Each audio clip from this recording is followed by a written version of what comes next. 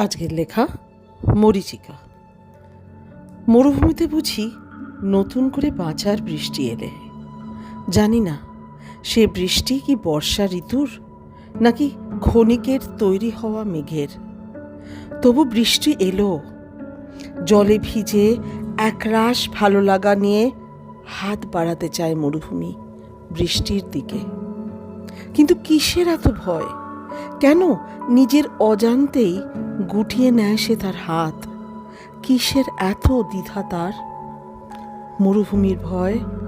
সে জানে ক্ষণিকের মেঘ তাকে ছুঁয়ে আবার হারিয়ে যাবে।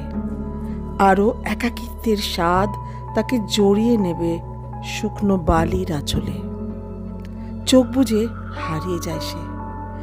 একদিন সেও ছিল উর্বর সবুজ মাটি, আর তার আনাচে কানাচে চলত সবুজের খেলা। দীর্ঘশ্বাসে হারিয়ে যায় রঙের খেলা। কবে যে বর্ষা ঋতু হারিয়ে গেল তার জীবন থেকে, ধীর পায়ে হারিয়ে গেল তার সবুজ মন। পড়ে থাকলো শুধু কাঁকড় আর বালি।